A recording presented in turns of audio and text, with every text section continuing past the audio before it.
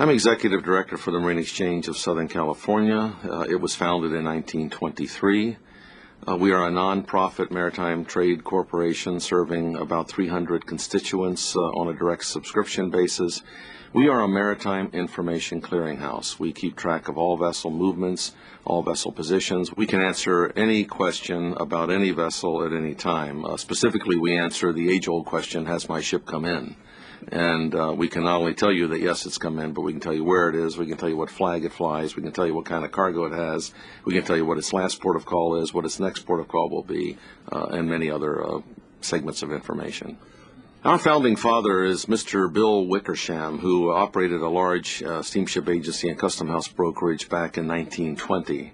Back then, there was no method of keeping track of these vessels. So what would happen, the companies would send what they called runners down to Point Furman Lighthouse with telescopes and signal flags and what have you, trying to catch view of these ships as they came by. On the Long Beach side, they would do it up on Signal Hill. But in any case, it was a very chaotic, non-reliable way, and a guy would get on horseback, run back into town. He said, I think the Lucky Lady Lou is coming around the corner. But if he was wrong, then they had all the paperwork wrong for the customs, the health officials, the immigration, what have you, and it was very chaotic. So Mr. Wickersham started what was originally called the Los Angeles Shipping Club, which was a forerunner of the Marine Exchange, and he hired signalmen out of the U.S. Navy, principally, and they stood watch atop a shack on Old Warehouse 1 at the end of L.A. Harbor. And they would use signal flags, signal lights, and other to positively identify the vessels, and then begin sending information back to those who needed to know that, yes, that ship is arriving.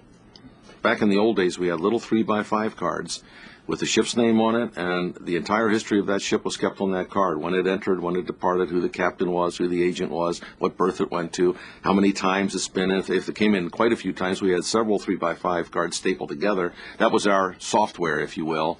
The hardware was a rotating carousel, we called it, where those cards would go into when they were in port, keeping track of them where they were, and then when they departed, the card would go back into the file.